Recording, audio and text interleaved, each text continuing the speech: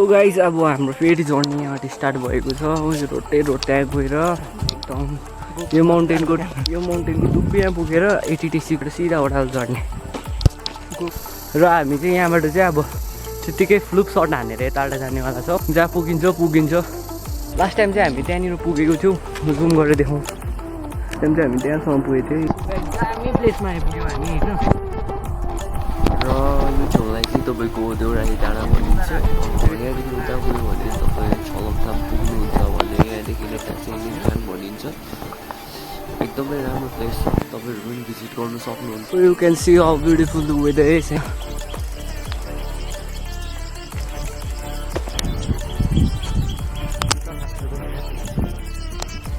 त्यस्तो दामी प्लेसेसहरू देख्नु पाउँछ।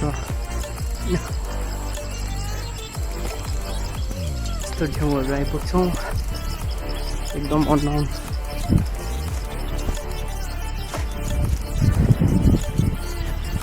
यहाँबाट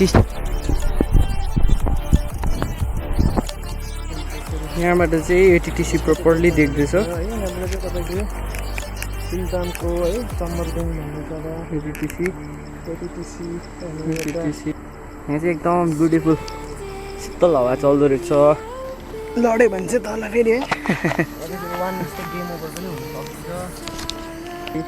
यो तपाईँहरूले देख्दै गरेको जग्गा चाहिँ छलमथाङ हो अनि यहाँ चाहिँ एकदम रमाइलो भ्यू देख्दो रहेछ। यहाँ हामी उभिएको ठाउँ चाहिँ हरियो डाँडा भनिन्छ। हामी चाहिँ यो माउन्टेनको लेभलमा पुगेछौँ।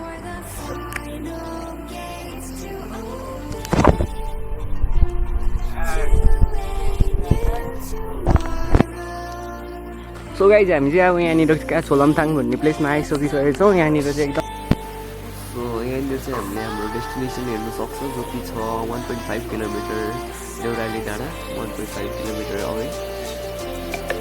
हामी थ्रु म्याप पनि हेर्न सकिन्छौँ।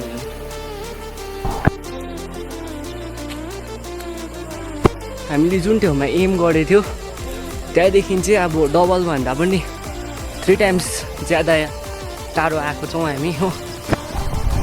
र अहिले भन्ने चाहिँ हामी देउराली डाँडा पुगिसकेका छौँ र यस्तो छ देउराली डाँडा। यहाँको राम्रो भ्यू देखिन्छ। यहाँ मजाले बनाएको पनि रहेछ भ्यू हेर्ने थियो फोटो खिच्ने। सो अहिले चाहिँ हामी एकदम ऱ्यान्डमली हिँडिरहेको छ। बाटो साटो केही याद छैन, कता जस्तो ओह्रालो हिँडेको छ।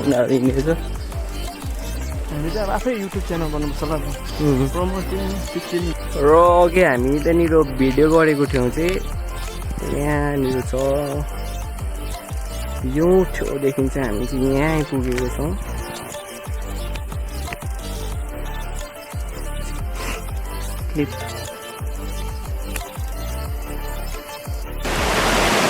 Guys swimming pool natural swimming pool भन्नु